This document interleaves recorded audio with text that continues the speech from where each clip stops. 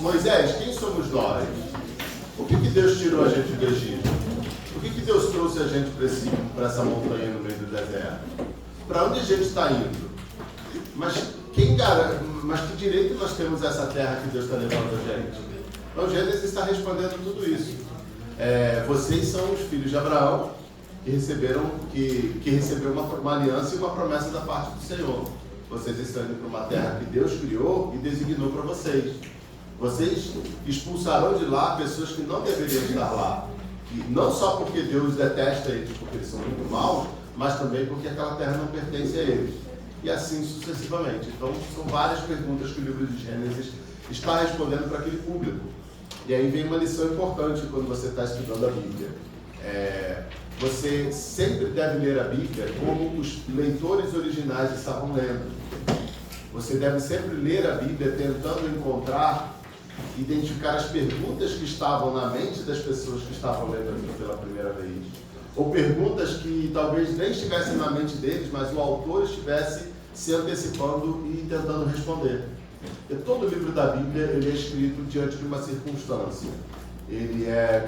Não posso dizer todos os livros, mas a maior parte dos livros da Bíblia, eles são escritos com o objetivo de responder a alguma pergunta, de responder a alguma situação. Eles são livros reativos. Na Gênesis, por que nós estamos, quem somos nós, por que nós estamos indo para Canaã, Êxodo, por que nós estávamos no Egito, olha que Deus nos libertou, e por que a gente tem que obedecer a lei dele, e assim sucessivamente. Você vai aprendendo isso à medida que você for prestando atenção nos textos, e você vai aprendendo a fazer as perguntas à medida que você vai lendo, você vai aprimorando a sua habilidade de leitura da Bíblia, assim como de qualquer outro livro. Vocês estudam métodos de estudo bíblico? Então, quem é o professor? Então, métodos de estudo bíblico é uma disciplina que te ajuda nisso. Por incrível que pareça, métodos de estudo bíblico é a disciplina mais importante do programa. Pode ser a mais chata para alguns, porque tem gente que não gosta de disciplinas mecânicas, né? Super mecânicas. Eu, por exemplo, não gosto muito assim, de estudar. Isso aqui é como que é o objeto direto, objeto indireto, oração subordinada, oração coordenada, faz diagramação disso, faz diagramação daquilo. Mas eu faço isso o tempo inteiro, eu tive que aprender, e é muito importante. Aliás, o curso nasce aplicando esses métodos, né? Então, agora que essas perguntas iniciais estão respondidas, vamos para o texto. Então, chegamos a Gênesis capítulo 1, Gênesis 1 e 2, né? A criação como obra de Deus. Vamos ler juntos aqui. Eu vou lendo e a gente vai trabalhando o texto. No princípio, criou Deus os céus e a terra, ou seja, tudo que há. Tudo que existe foi criado por Deus. Diferente das mitologias daquele mundo, que acreditavam que o cosmos tinha sido, fruto, um Deus poderoso venceu outro Deus numa batalha e usou as partes dele para construir o universo, ou a formação do cosmos é o acidente do pensamento de um Deus, ou o resultado do relacionamento entre dois deuses em tempos imemoriais. Não, ao invés disso, o texto já começa estabelecendo a seguinte verdade: no princípio, Deus criou os céus e a terra. Existe um Deus, e esse Deus criou tudo. Então, é engraçado que na Bíblia Deus sempre existiu, né? A Bíblia já começa, ela não define quem Deus é. Quem é Deus, Moisés? Ele não está preocupado em responder isso. Moisés está simplesmente assumindo que Deus existe. Era a terra sem forma e vazia. Trevas cobriam a face do abismo e o Espírito de Deus se movia sobre a face das águas. Então, era uma bolinha, era tudo escuro, então Deus cria matéria. Tudo totalmente escuro. Imagina a imagem de aqueles sistemas solares que fica pendurado no quarto de uma criança, no teto de uma criança. Imagina que o quarto está escuro. As bolinhas estão lá penduradas. E aí, de repente, alguém vem e acende a luz do quarto e ilumina, e você consegue ver aquele sistema solar. Então, era mais ou menos assim: Deus cria toda a matéria, coloca tudo suspenso no ar. E, de repente, e a bolinha principal, né, a bolinha lá onde seria o cenário da ação, ela é uma bolinha coberta de água. Ela é um globo totalmente coberto de água. E está tudo escuro. Ou seja, desordem, caos, falta de vida, falta de ordem, falta de possibilidade da vida. Então, tudo desordenado. E aí começa a criação. Disse Deus, haja luz. E houve luz. Então, a primeira coisa, Deus acende a luz do quarto. Deus viu que a luz era boa e separou a luz das trevas. Deus chamou a luz dia e as trevas chamou noite. Passaram-se tarde e manhã, esse foi o primeiro dia. Ah, mas professor, a luz... Peraí, se não existia, se o sol ainda não estava brilhando, se os sóis ainda não estavam brilhando, como é que havia luz? Eu estudei lá no passado, quando eu estudei criacionismo, com um grande professor falecido já, o Adalto Lourenço. Ele explicava pra gente que a luz, ela antecede os astros. A luz, ela não precisa dos astros para existir. Deus simplesmente estabelece a luz. Obrigado. Como eu falei, dá para você argumentar isso no livro de Gênesis? Dá. Mas talvez esse não seja o foco de Moisés, né? O foco de Moisés aqui em Gênesis, no relato da criação, além de mostrar que foi Deus quem criou tudo, foi Deus quem ordenou tudo. Ele colocou ordem em tudo para que a vida fosse possível e para que a adoração a Ele fosse possível. O cosmos, ele é um templo. E Deus foi construindo o templo dele, passo a passo, até que o templo estava pronto. Então ele constrói os sacerdotes para que esses sacerdotes o sirvam nesse templo. Esse é o cosmos. Então a coisa vai da desordem para a ordem. E por que falar de desordem, de ordem, no meio da desordem, é tão importante para as pessoas daquele mundo? Porque a desordem mata. A desordem, ela tira o sentido da vida. Quando o Egito, antes do Egito se tornar um reino unificado, ele eram conglomerados de territórios ao longo do rio Nilo, brigando por recursos, querendo avançar uns sobre os outros. Até que chega um homem chamado Narmer, pelo que nós sabemos da história. O Narmer, ele consegue unificar o Baixo e o Alto Egito, derrotando todos os seus inimigos. E daí nasce o Egito unificado, nasce o período arcaico, o período protodinástico. E aquilo ali avança. E eles vão colocando ordem. E aí você tem depois, o período protodinástico se torna no período organizado, no reino antigo do Egito, mas aí esse reino antigo do Egito ele se desfaz numa série de conflitos. A coisa vira uma bagunça, total e completa. A ordem se desfaz. E aí surge uma dinastia, uma família, 12ª dinastia, que na verdade é a 11ª, que eles não gostam do que eles estão vendo. Os egípcios começam a clamar por algo chamado Ma'at. Ma'at significa o equilíbrio, a justiça, a ordem. Porque ordem, desordem, ela mata. No mundo onde você precisa plantar no tempo certo e colher no tempo certo para não morrer, é importante. No mundo em que a chuva precisa cair na época certa, porque senão as pessoas morrem, ordem é importante. No mundo onde o galo precisa cantar assim, no horário certo, com a frequência certa, para que a pessoa comece o seu dia, cuide dos animais e possa ir para a cama quando o sol se pôr, para acordar no outro dia e trabalhar e sustentar a sua família, isso é muito importante. Deus está revelando que foi Ele quem colocou ordem no templo dele, foi Ele quem colocou ordem no universo, foi Ele quem definiu tudo no universo. Para quê? Para que a vida fosse possível. Porque quando os seres humanos vivem, eles se relacionam com Deus e eles adoram a Deus. Então Deus disse, haja luz, primeiro passo da ordem. E ele viu que a luz era boa, porque todos os elementos da criação, eles são bons. E aí ele termina dizendo, Deus chamou a luz dia e as trevas chamou a noite. Passaram-se tarde e manhã, esse foi o primeiro dia. Vocês já foram a Israel? Alguém aqui já foi a Israel? Quando começa o dia em Israel? Para eles. Quando é amanhã em Israel? Você esteve lá na sexta-feira? Não? Da sexta para o sábado? Não. Em Israel é o seguinte, o dia começa com o pôr do sol. Por exemplo, quando é que começa o sábado em Israel? Na sexta-feira ao pôr do sol. Às 6 da tarde, eles colocam esse marco para ajudar. Na sexta-feira, às 6 da tarde, começa o sábado. E quando é que termina o sábado? No sábado, às 6 da tarde. É super esquisito. Porque se você fala para uma pessoa assim, eu te vejo amanhã.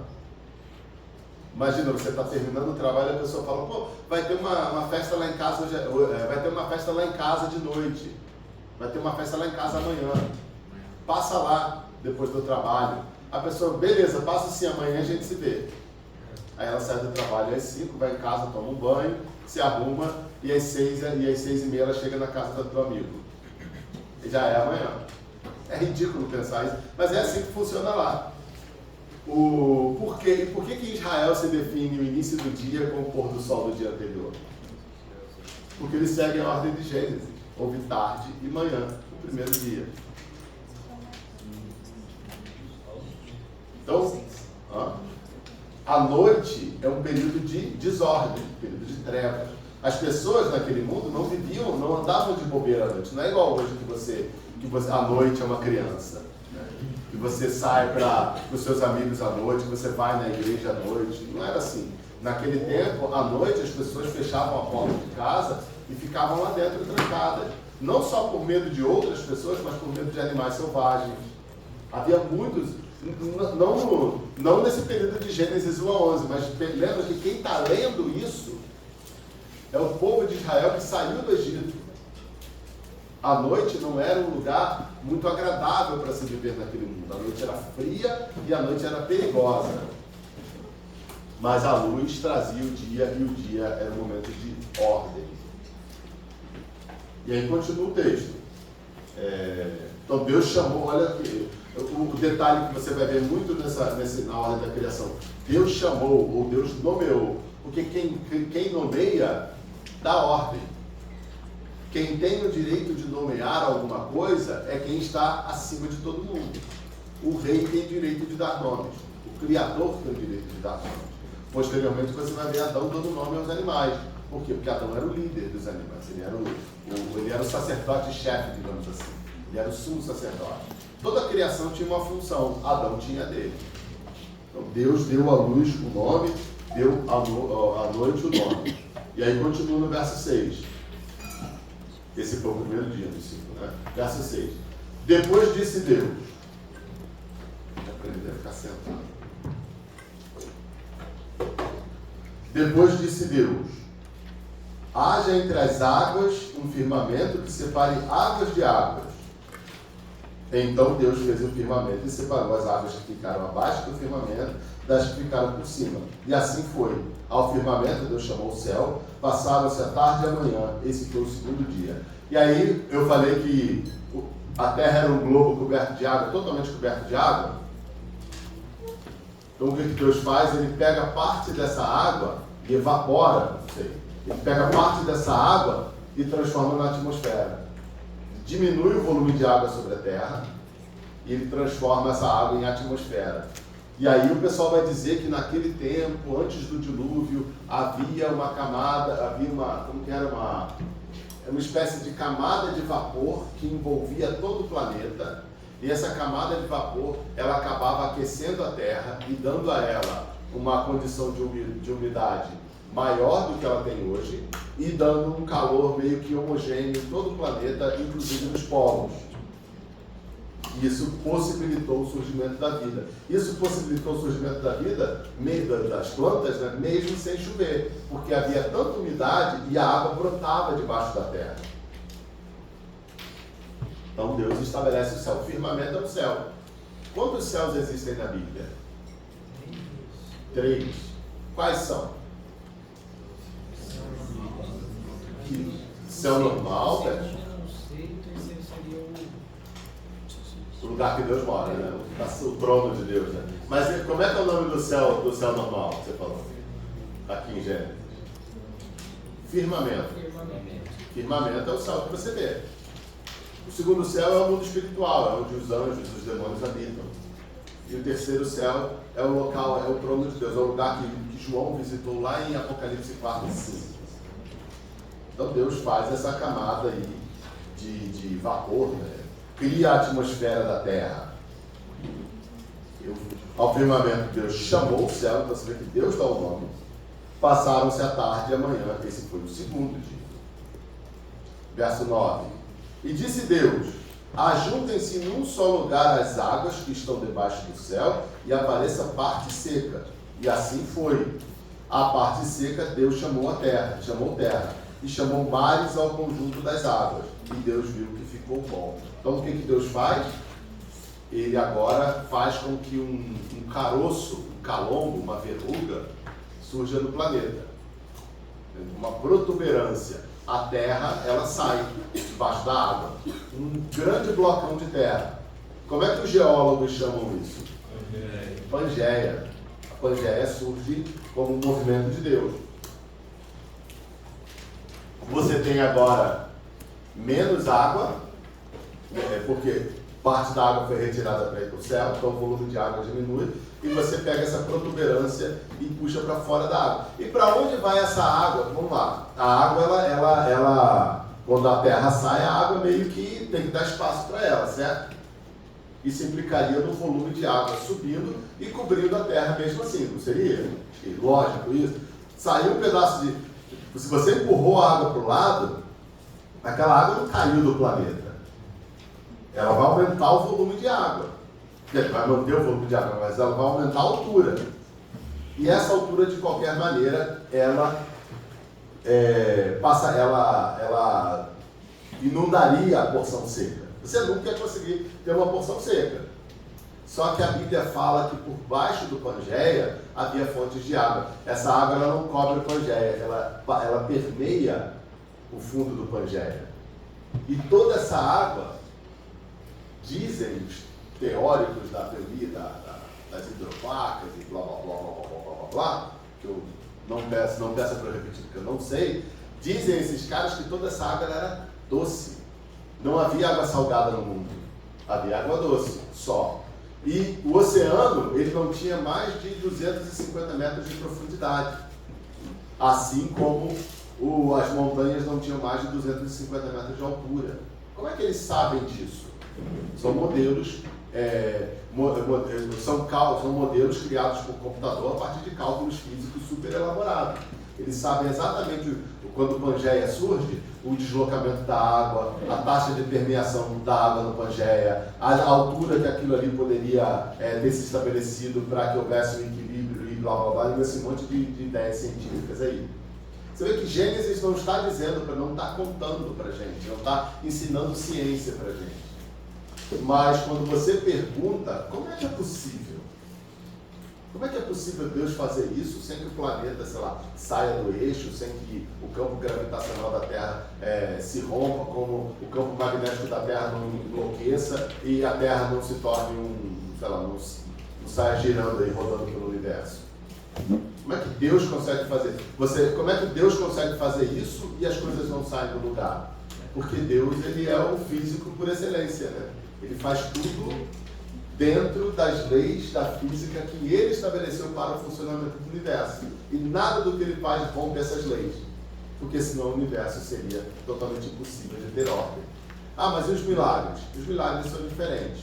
Os milagres são, de fato, quando Deus vem para o mundo material e faz algo no mundo material que naturalmente não aconteceria. E aquilo ali gera um distúrbio na força. Né? Dá um susto nas pessoas. Né? E aí, no verso 9, ainda no verso 10, né, que Deus viu que ficou bom, ou viu que era bom. Verso 11. E aí estamos no mesmo dia ainda, tá, gente? No terceiro dia.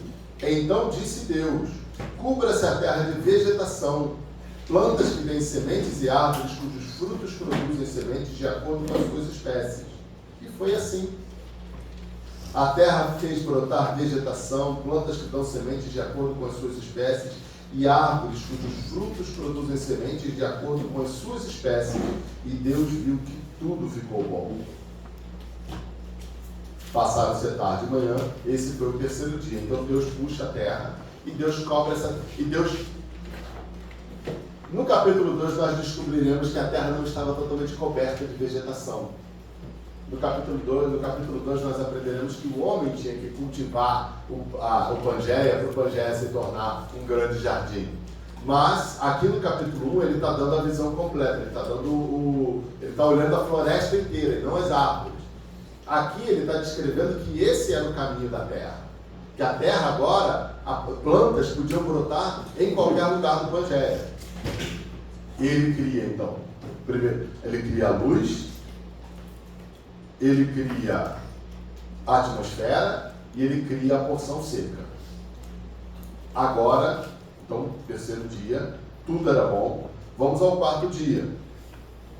Verso 14. Disse Deus: haja luminares no firmamento do céu para separar o dia da noite. Sirvam eles de sinais para marcar estações, dias e anos, e sirvam de luminares no firmamento do céu para iluminar a terra. E assim foi. Deus fez os dois grandes luminares, o maior para governar o dia e o menor para governar a noite. Fez também as estrelas. Deus os colocou no firmamento do céu para iluminar a terra, governar o dia e a noite e separar a luz das trevas.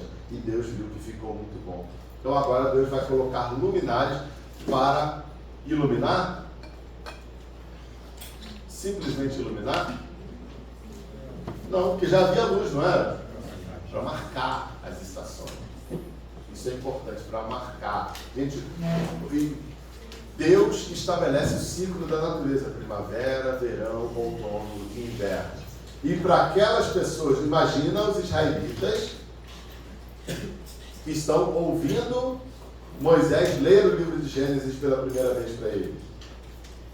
Eles vão entender que Deus estabeleceu as estações do ano, que regulam a vida deles, que dão ordem à vida deles, para que eles saibam quando plantar, quando colher, quando os animais vão ser alimentados, quando eles darão cria, como as famílias viverão de uma determinada forma ou de outra, quando vai fazer calor, quando vai fazer frio, o horário que eles devem dormir, o horário que eles devem acordar. Deus então estabelece mais um critério para colocar ordem na vida deles.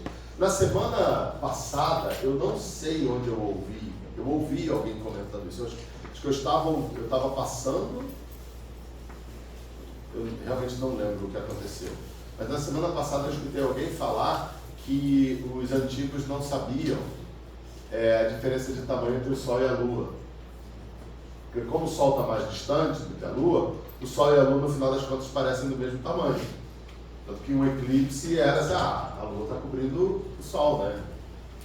O eclipse solar é quando a Lua cobre o Sol, não é isso? Então, um eclipse solar, a Lua e o Sol estão do mesmo tamanho. Gente, essa informação não faz o menor sentido, porque aqui no livro de Gênesis está dizendo que eles sabiam que o maior governava o dia e o menor governava a noite. E marcava as estações. Todas as festas em Israel, se você analisar, quantos festas, você sabe quantas, vocês estão aonde em Panorama do Antigo Testamento?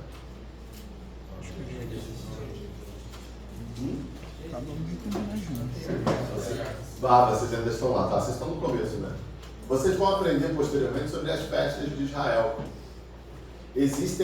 São várias festas, originalmente, se eu não me engano, são 6, é isso mesmo, vamos pensar. Lembrando que lá é o hemisfério norte, então, quando é o outono, aqui é a primavera lá, ou seja, nós estamos agora no outono. Já estamos no outono? Não, 21 de abril. Ainda estamos no verão, então o verão está acabando, o outono começa em abril. Então, para eles, a primavera é isso mesmo. É março, não é? Ou terminou em março? Outono é março. Dezembro, janeiro, já estamos no outono? Faz sentido, é isso mesmo, nós já estamos no outono. E então lá eles já estão na primavera, 21 de março. Lá eles já estão na primavera. O que acontece na primavera? Eles têm. O ano civil lá, ele começa em setembro, outubro. Mas o ano religioso começa na primavera. E aí você tem um conjunto de festas. Pães sem fermento, Páscoa e primícia. 3 festivais, 3 celebrações que ocorrem em conjunto. Pães sem fermento são os dias que antecedem a Páscoa. A Páscoa é uma noite. De quinta para sexta. Lembrando que já é sexta para eles porque é quinta-noite. Então, pães ázimos ou pães sem fermento. Aqueles dias que antecedem a Páscoa, é o dia que eles se livram do fermento dentro de casa. De quinta para sexta eles têm a Páscoa. E aí no domingo eles têm primícias. Ou primeiros frutos. A festa de primícias é uma festa que marca o início da colheita. Eles já plantaram. E agora a plantação está começando a dar seus primeiros frutos. 50 dias depois de primícias, engraçado, Jesus morre na Páscoa como Cordeiro Pascal, e ele ressuscita em primícias, porque ele é primícia dos que dormem. Ele é o primeiro a ressuscitar. E aí, 50 dias depois de primícias, nós temos a festa de Pentecostes. Vem de 50, né? Pentecostes é a festa da colheita no Antigo Testamento.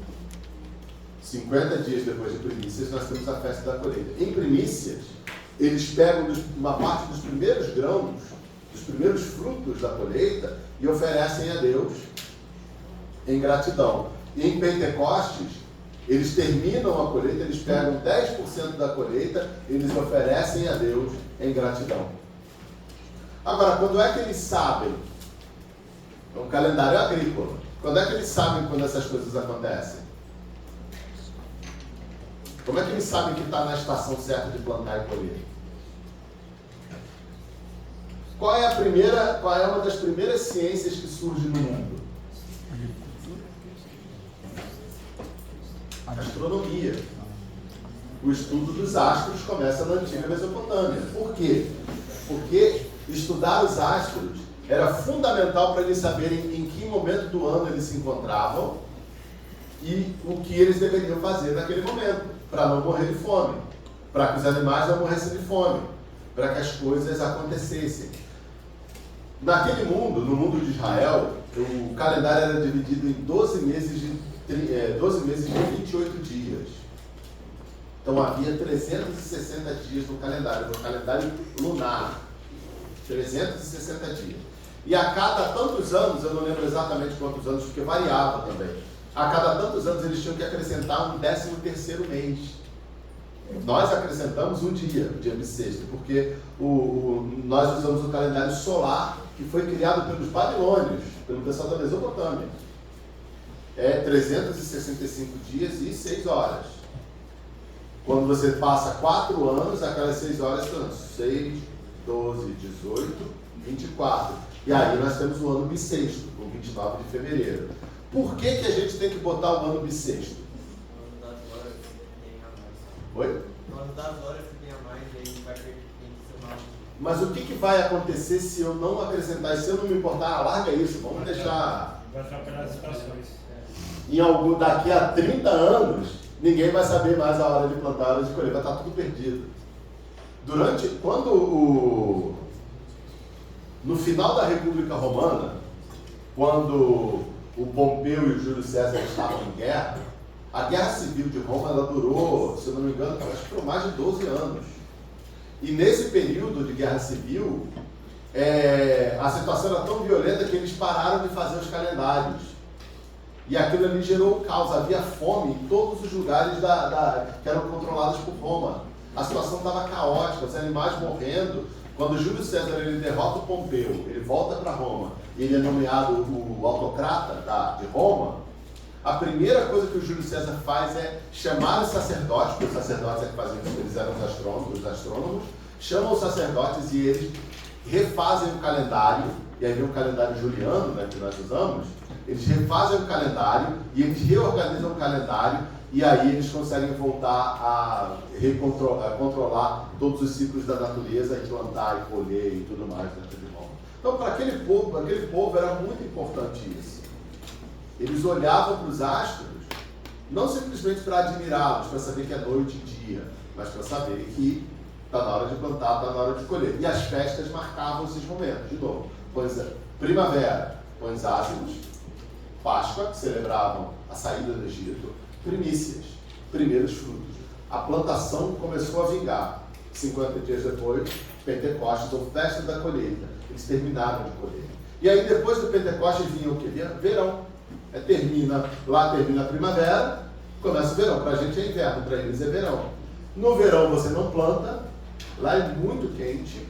No verão você não planta, você não colhe. No verão você cuida dos animais, você usa o fruto da plantação, você vai administrando a comida e você vai preparando, você vai separando as sementes, você vai debulhando o trigo, você vai fazendo o que tem que fazer, deixando tudo separadinho, porque quando o verão termina, qual estação que vem? O outono. E aí no outono você tem que começar a preparar a terra. Agora, como é que você marca o outono, os momentos do outono? Aí você tem outras festas de Israel. Aí você vai ter uma festa entre setembro e outubro, que é o início do ano civil. Se chama trombetas. Festa das trombetas. Trombetas seria o primeiro dia do primeiro mês do ano civil deles. Começou o outono. 16 dias depois de trombetas, você tem uma outra festa super importante, Yom Kippur, o dia da expiação. É quando eles oferecem o sacrifício pelos pecados da nação. E o sumo sacerdote, o santo dos santos, unge, tudo mais. Vocês aprenderão isso mais à frente. E depois disso, você tem uma outra festa no outono, que é a festa de tabernáculos. É uma festa que celebra, que relembra os 40 anos que Israel peregrinou no deserto, sendo cuidado por Deus, morando em tendas, e tendas sem telhado, porque Deus protegia eles. E até hoje eles celebram essas festas lá em Israel. Durante tabernáculos, as famílias constroem cabanas, barracas, na sala de casa, no terraço da casa, onde eles puderem. Eles passam uma semana dormindo naquelas barracas. Parece que é a semana preferida das crianças no ano lá em Israel.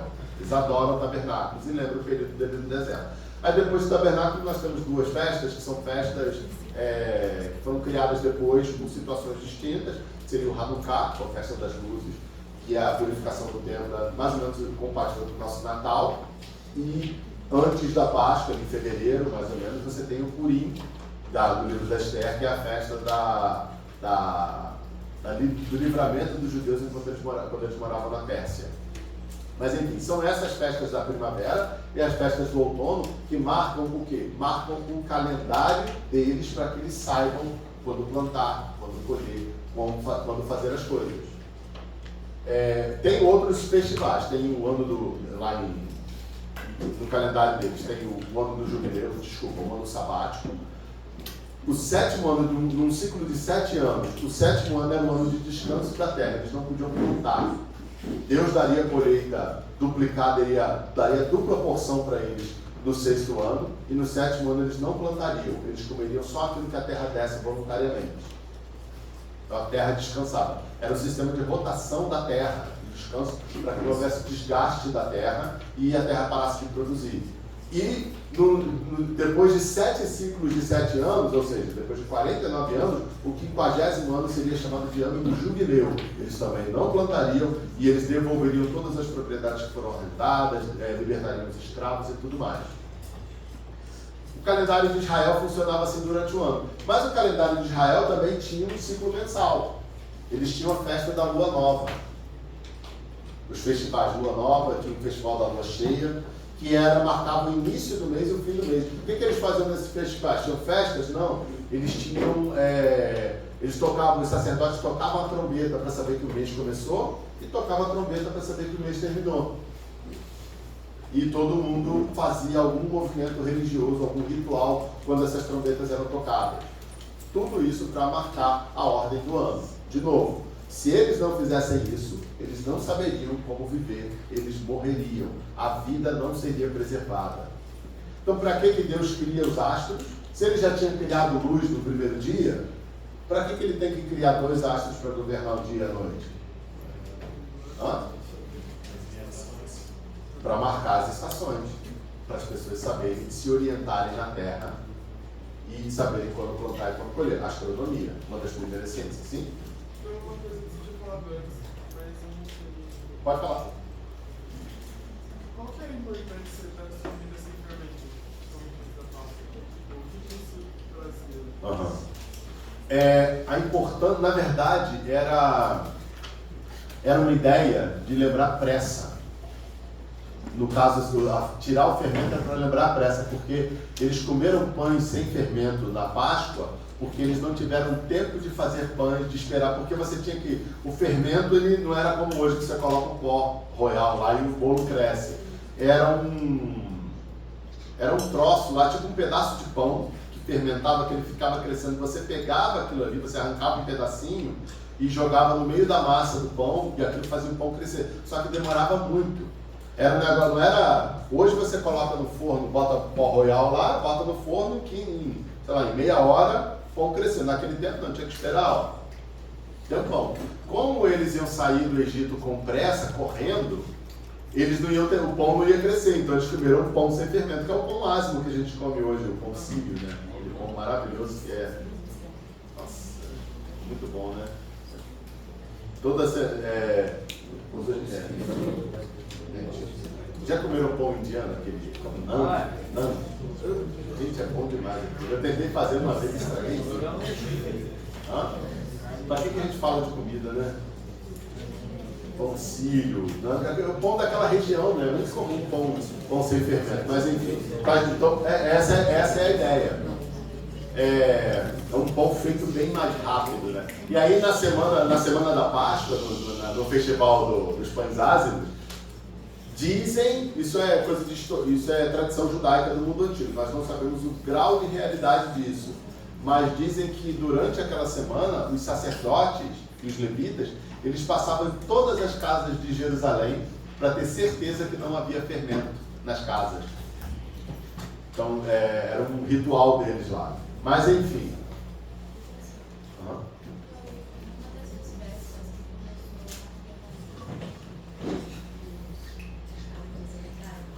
Em 1973, no Yom Kippur.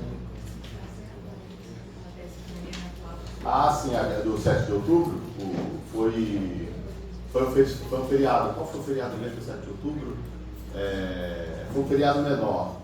Isso foi no início de tabernáculos, uma coisa assim. De fato, eles atacaram quando a nação estava se preparando para algum feriado, algum jejum, alguma coisa assim. Pegaram eles na covardia.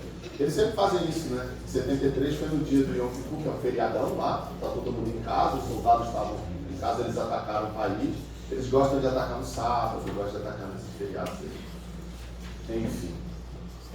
Se chama impiedade, além de covardia.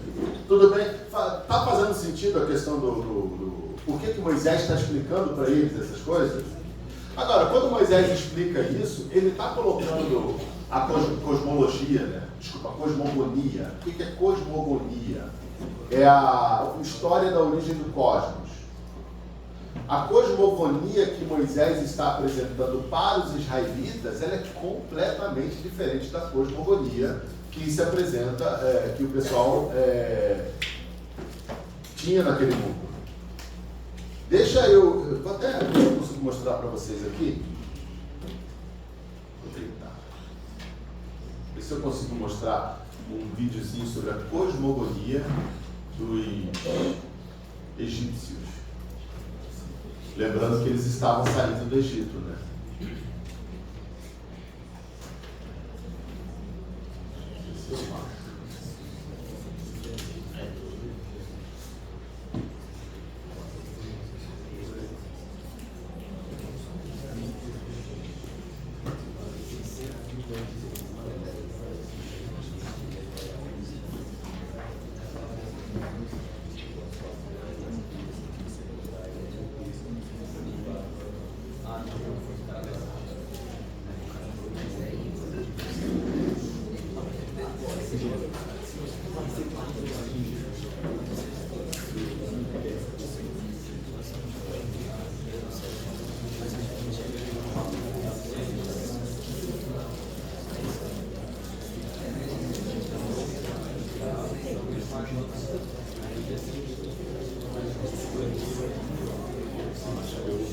Peraí, eu vou ver se eu... Vamos lá, vou colocar aqui para você.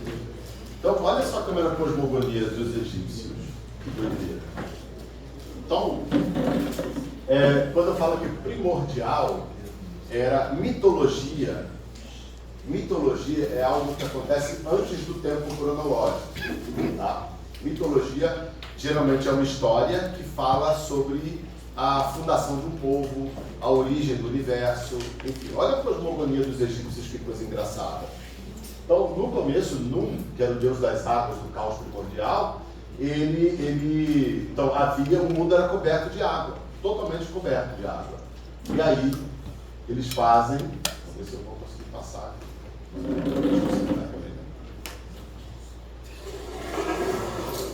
Está dando para ver do lado de lá?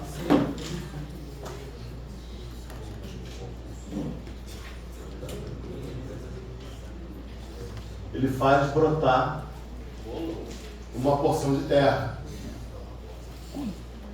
E aí, Atum, ele surge do nada. O Atum, ele aparece. Né? Ele é o Deus, o iniciador do cosmos. Hã? Egípcio esse. E aí, Atum espirra e nasce Shum e Tefnut. Umidade e vento. Lembra dos gregos? Terra, água, fogo e... Terra, água, fogo e...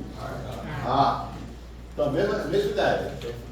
Então, a umidade e o vento surgem. E aí, o Shum e a Tefnut, eles dão origem a Geb e Nut, terra e céu. E aí, da terra e do céu, nascem os 4 deuses, Osíris, Ísis, Set e Neftis. Então, seria, no caso, a Ísis é a deusa da vida, o Osíris se torna o deus é o deus do submundo, a Neftis ela é a deusa que auxilia a Ísis, e o Set é o mal. O Set, ele fica com raiva, porque Ísis e Osíris eles se casam, o Set fica com muita raiva, o Set pega o Osíris e ele tranca o Osíris num caixão e ele joga o Osíris no... Ele solta o Osíris, sei lá, ele manda o Osíris lá pro Nilo, morto. E aí a Ísis vai lá buscar e depois ele pega o corpo do Osíris e aí corta o corpo dele em pedaços e manda para tudo que é parte. E aí a Neftis ajuda a Ísis a remontar o corpo do Osíris. Só que falta o órgão masculino do Osíris. E aí o Osíris, porque ele morreu, mas ressuscitou, ele acaba tendo que ir para o mundo dos mortos, ele se torna o deus do mundo dos mortos. E aí, o Set some, são Ísis e Osíris, né? Cadê o que acontece? O Set vai lá, mata o Osíris vai para o mundo dos mortos. E aí, mas o Osíris e a Ísis tiveram um filho. Cadê o filho dele? Parece aí filho. Que seria o Horus. O Horus vem, luta com o tio, mata o tio, perde um olho na batalha, mas o olho dele se restabelece, o tio foge, e o olho que o Horus perdeu, ele se torna o olho que tudo vê, o olho que está sempre à procura do mal. Então, se você tem um amuleto com o olho do Horus, você sabe de onde vem seu paganismo. Assim começa a história dos egípcios. Agora, se você lembrar bem, de onde os israelitas estão saindo depois de 400 anos? Do Egito. Imagina essa turma, é porque não existia escola pública, né? Naquele tempo. Se tivesse escola pública, os filhos dos hebreus iam ter aprendido tudo isso na escola pública do Egito, exceto os homeschoolers, que não teriam ido para a escola e teriam aprendido. Felipe, então o Gênesis mais ou menos ele foi nascido por Moisés e as tribos através para eles dessa cultura que eles tinham aprendido no Egito. Exatamente, o Gênesis está desimpregnando eles no Egito. Gênesis está mostrando para eles como as coisas de fato aconteceram. Agora, você pega uma história dessa, não parece absurda para a nossa ótica? Para os egípcios, é aquela história, o quanto os egípcios acreditavam nesses mitos. Lembrando que mitologia é algo que acontece no tempo imemorial, no passado primordial, antes do tempo cronológico. O quanto os egípcios acreditavam nisso, nós não sabemos. Mas fazia parte meio da cosmovisão deles, da visão de mundo deles. É porque eles eram animistas. O que é um animista? Um animista é a pessoa que ele acredita que a natureza ela tem força por si só. Ela tem uma força espiritual que move tudo. Então, por trás de uma pedra, por trás de um rio, nas montanhas, nas florestas, tudo isso tem ânima. Ou seja, tudo isso tem uma força espiritual, uma vitalidade espiritual. E daí surgem aqueles seres como Juma, Curupira e outros que nós temos no folclore brasileiro, por exemplo.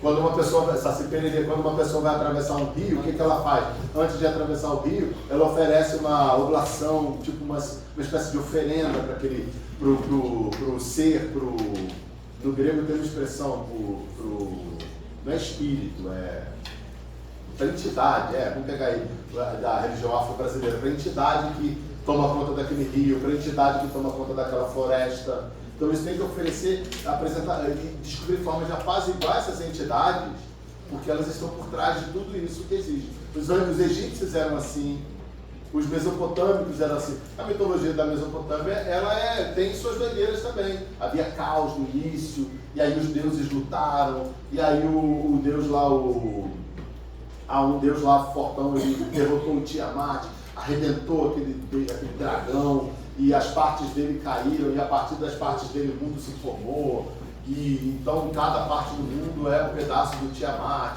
e aí os seres humanos são criados para servir os deuses e tudo mais. Então os egípcios tinham as deles, os mesopotâmicos tinham as deles, todos os povos tinham uma mitologia de alguma forma. É interessante que a mitologia de Canaã, dos cananeus, ela é muito parecida com a mitologia que depois os gregos desenvolveram, que os romanos assimilaram, a mitologia mesopotâmica também. A do Egito era um pouquinho diferente, porque os egípcios eles eram especiais, eles eram muito diferentes. Os egípcios eram o povo assim, mais legal do mundo antigo, pena que eles eram tão maus, mas eles eram gente boa.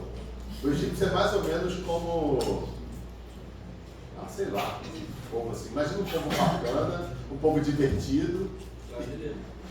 O brasileiro tem tem pedaços de muita cultura. Imagina um povo assim, que tem uma certa originalidade nas coisas que eles fazem, que são bem diferentes, sei lá. O chinês, né? O irlandês, né? Enfim, o egípcio ele compartilhava a cosmovisão daquele mundo, mas ele tinha suas próprias particularidades. Israel, então, era mais diferente ainda. Deus chamou Israel para ser o povo esquisitão da terra. Naquele mundo, Israel era esquisitão. Como assim vocês não acreditam nos mitos? Não, a gente acredita no Deus que criou tudo. Como assim vocês não acreditam que a vida é resultado da queda do órgão masculino de um Deus no mar que gerou a vida? Como assim você não acredita que dois deuses namoraram e o céu e a terra assim?